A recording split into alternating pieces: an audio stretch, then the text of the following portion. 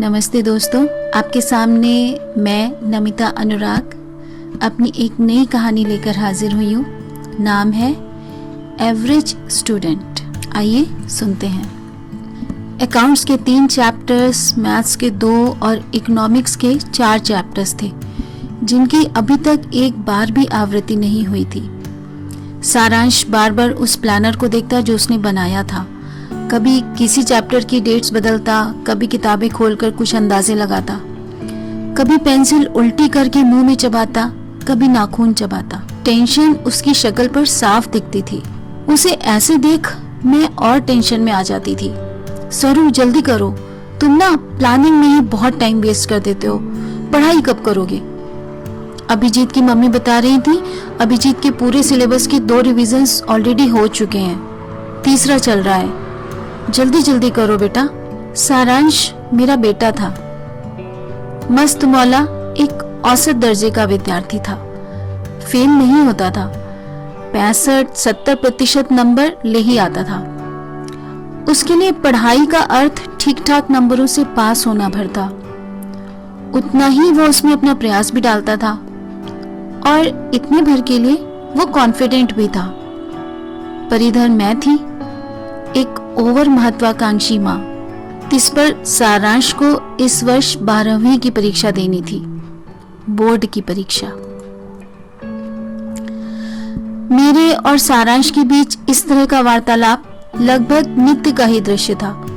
घर का टीवी तो कब से बंद था, उसके क्रिकेट का सामान भी छुपा दिया गया था। दोस्तों के घर में आने जाने की मनाही थी, उसके बाहर जाने पर तो पूरी तरह से पाबंदी थी। मेरे पति विनायक मुझे कई बार समझाने की कोशिश करते थे कि बोर्ड के एग्जाम्स कोई हवा नहीं है जिसका नाम लेकर बच्चों को डराया जाए या उन पर इतनी पाबंदियां थोपी जाएं। वो अपनी पूरी कोशिश कर तो रहा है, बच्चों को अपने नॉर्मल सेल्फ में रहने दो। हर दूसरे बच्चे से उसकी तुलना कर उसे कॉन्शियस मत करो। पर मैं तो मैं ही थी। सोते जागते मेरी 24 घंटे पहरेदारी रहती कि सारांश पढ़ रहा है या नहीं। सुबह में उसे मुंह अंधेरे उठा देती, देर रात तक चाय कॉफी बना कर देती थी, खुद भी उसके साथ जागती रहती। सुबह उठने में वो बहुत तंग करता था, बहुत मिन्नतें करता था मेरी कि मैं उसे थोड़ी देर और सो लेने दूं, पर मेरे कानों पर जूं नहीं रेंगती थी। अभी पिछले ही सप्ताह शाम को सोसाइटी में रहने वाली मिसेस पाटिल ने मुझे कुछ जरूरी काम बताकर बुलाया था। न चाहते हुए भी मुझे जाना पड़ा था। सारांश अपने कमरे में पढ़ रहा था। मैं उसे बोल कर गई थी कि मैं बस आधे घंटे में आती हूँ, और मैं आधे घंटे से पहले ही वापस आ भी गई थी क्योंकि मेरा वहां मन ही नहीं लग रहा था। पर आते ही मैंने जो देखा उसे देख मेरा दिमाग बुरी तरह भन्ना उठा था। मैंने देखा सारांश पार्क में छोटे बच्चों साथ क्रिकेट खेल रहा है। इतना तो मैंने उस समय किसी तरह स्वयं पर नियंत्रण कर लिया था कि छोटे छोटे बच्चों के सामने वहीं उसे थप्पड़ नहीं मार दिया था। पर मेरे नेत्रों से निकलते अंगार सारांश को जला रहे थे। उसे अपने साथ ऊपर आने का इशारा करके मैं लिफ्ट में घुसने लगी। तब तक विनायक भी ऑफिस से आ पहुंचे थे। घर के अंदर आकर सरू तो सीधे अपने कमरे में चला गया था और मैंने बुरी तरह से चीख पुकार मचाना शुरू कर दिया था। विनायक मुझे समझाने की कोशिश करते रहे कि ऐसा उसने क्या बड़ा अपराध कर दिया है, कोई लगातार कैसे पढ़ सकता है, कुछ देर तो मन बहलाने के लिए बदलाव चाहिए। पर मैं कुछ समझने को तैयार ही नहीं थी। मेरे हिसाब से जिस बच्चे की 2.5 महीने बाद ही बोर्ड की परीक्षाएं हैं, उसने इस समय क्रिकेट खेलकर अक्षम्य अपराध किया था। हिस्टीरियाई अंदाज में मैंने कहा, आप समझते नहीं हैं, उसे साइकेट्रिस्ट की जरूरत है। साइकेट्रिस्ट की जरूरत उसे नहीं, तुम्हें है। संभालो अपने आप को। सदा शांत रहने वाले विनायक दहाड़े थे। उनका यह रूप देख मैं डर गई थी। विनायक अंदर जाकर किसी से फोन से बात करने लगे थे। इस घटना के 2 दिन बाद ही, यानी आज, मेरे घर स्तुति दी, जो विनायक की बड़ी बहन है, का आगमन हुआ था। उन्हें देखते ही मुझे फिर टेंशन हो आई। सारांश के एग्जाम्स में सिर्फ 2 ही महीने बचे हैं। मैं नहीं चाहती थी ऐसे समय में उसकी पढ़ाई में किसी भी तरह का व्यवधान हो। बुआ आई हैं तो उसका मन तो पढ़ाई में और भी नहीं लगेगा। पर मैं सिर्फ मन महसूस कर ही रह गई थी, उनसे कुछ कह नहीं पाई। स्तुति दी साइकोलॉजिस्ट हैं, शांत और धीर गंभीर। न बिना बात अपनी योग्यता का प्रदर्शन करना, न बिना पूछे किसी को सलाह या लेक्चर देना। वैसे तो वह मुझे भी काफी पसंद है, पर इस समय जब उन्होंने सरू का पूछा तो मैंने उन्हें हल्का सा सुनाते हुए ही कहा था, अपने कमरे में पढ़ाई कर रहा है दी, पेपर्स शुरू हो रहे हैं ना उसके। रुकिए, मैं भी उसके लिए नाश्ता लेकर आपके साथ ही चलती हूँ अंदर। फिर बार बार बच्चे को डिस्टर्ब करना ठीक नहीं है ना। स्तुति दी ने कुछ कहा नहीं था, डाइनिंग रूम में बैठकर मेरी प्रतीक्षा करती रही। मैंने सारांश के लिए दूध गर्म कर सैंडविच बना लिए और थोड़े से चिप्स डालकर ट्रे लेकर चली। इतनी देर से पढ़ रहा है बेचारा, भूख लगाई होगी। धीरे से कमरे का दरवाजा खोला, देखा रजाई में दुबके थे महाशय, गहरी नींद में सोए हुए। क्रोध के मारे मैं बिल्कुल आपे से बाहर हो गई। सरू! जोर से चिल्लाकर मैंने खाने की ट्रे जोर से टेबल पर रखी और उसकी रजाई खींचकर दूर फेंक दी। स्तुति दी दरवाजे पर खड़ी थी। उनकी आंखें हैरत से फैली हुई थी और कुछ न समझ पाने की स्थिति में वह वहीं असमंजस में खड़ी रही। सरू हकबकाया सो उठ बैठा था बिस्तर पर, सपाट नजरों से मुझे और बुआ को देख रहा था। शायद यूं एकदम से इतने चौंक कर जगाए जाने के कारण उसे वस्तु स्थिति समझने में, सामान्य होने में कुछ समय लग रहा था। चेहरे पर इतना भोलापन था कि कोई और समय होता तो मैंने ही उसका माथा पकड़कर प्यार से एक चुंबन जड़ दिया होता, पर इस समय तो मेरी नजरों में वो एक ऐसा अपराधी था जिसके अपराध की कोई माफी नहीं थी। जिस बच्चे की 2 महीने बाद ही बोर्ड की परीक्षाएं शुरू हो रही हों, उसे तो आजकल 16-17 घंटे पढ़ाई करनी चाहिए थी, पर इसके बजाय वो दिन दहाड़े सो रहा था। बेवकूफ लड़का। सारांश की नजर बुआ पर पड़ी तो उसने उठकर उनके चरण स्पर्श किए। स्तुति दी ने उसे प्यार से गले लगा लिया और देर तक उसकी पीठ थपथपाती रही।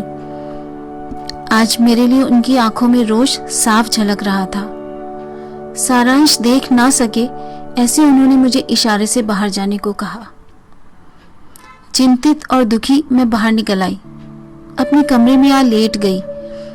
बंद पलकों की किनारी से कुछ बूंदें टपक गई थीं। थोड़ी देर बाद किसी ने मेरे सर पर सहानुभूति भरा हाथ फेरा। समझ गई थी मैं कि स्तुति दी आई हैं। सिद्धि, इतनी टेंशन लेने की कोई बात नहीं है, ठीक ठाक नंबर आ तो जाते हैं उसके। थोड़े बहुत नंबर कम या ज्यादा होने से कोई बड़ा फर्क नहीं पड़ता है। मैंने आंसू पोंछते हुए कहा, मीनू दीदी का फोन आया था कि आशिमा के पूरे सिलेबस के 3 रिवीजन्स हो चुके हैं, जबकि सरू के तो अभी 2 भी पूरे नहीं हुए हैं।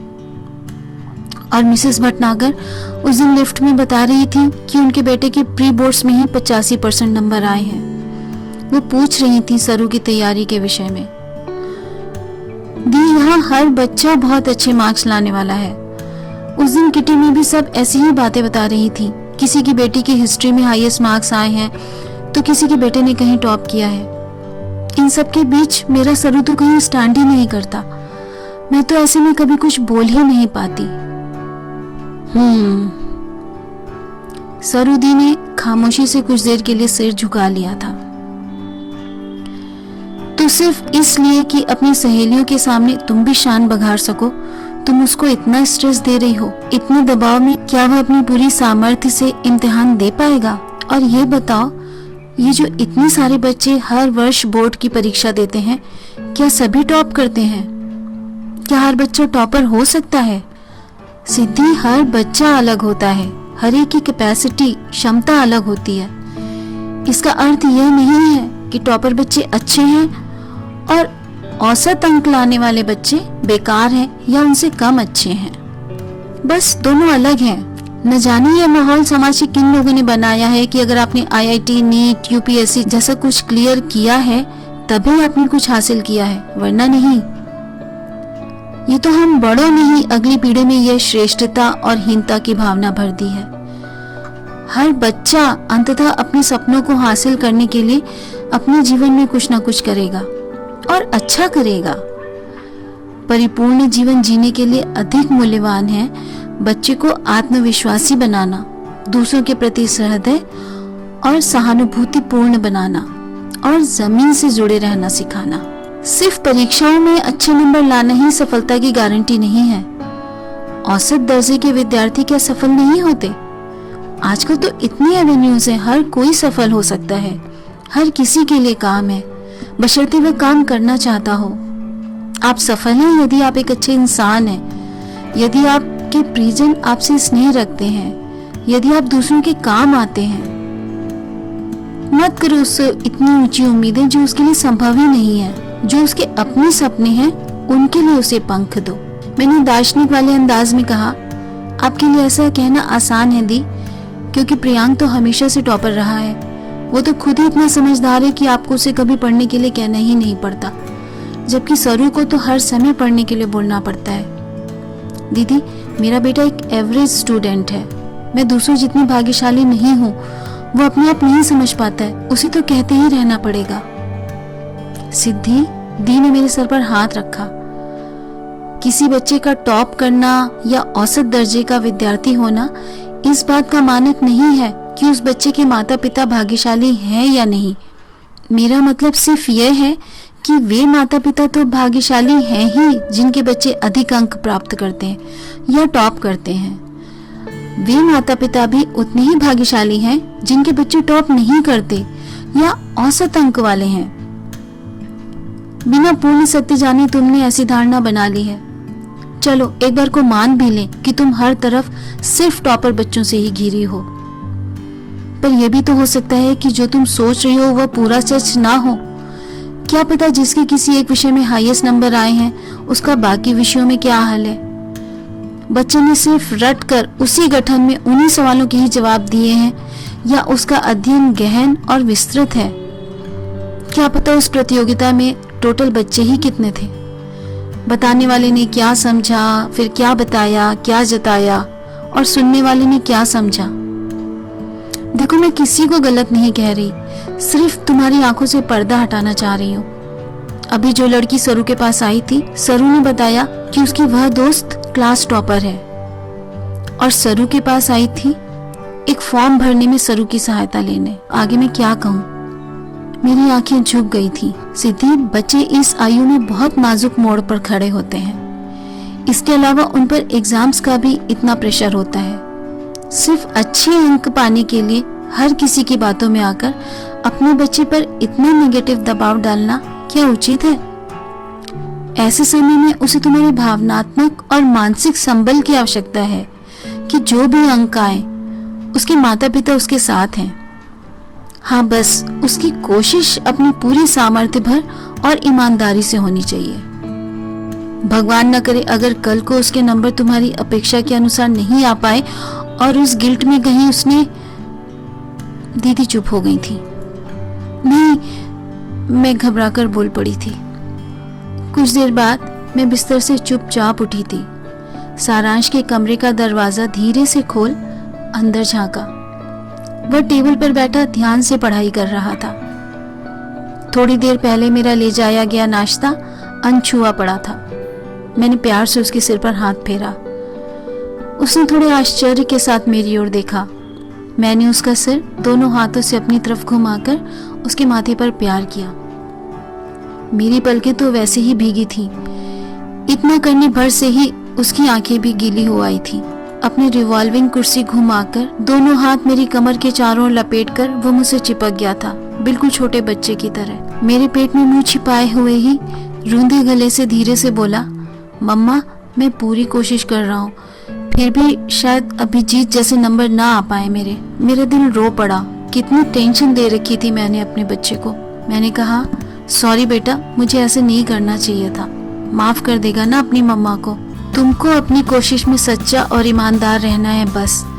इसके बाद तुम्हारी जो भी नंबर आए, मैं और तुम्हारे पापा हमेशा तुम्हारे साथ हैं। एक बार फिर उसके सिर पर ममता का चिन्ह अंकित कर मैं बाहर आ गई थी। समझ गई थी मेरा बच्चा किसी से कम नहीं है और मैं भी किसी से कम भाग्यशाली नहीं हूँ। दोस्तों, ये कहानी बस इतनी ही।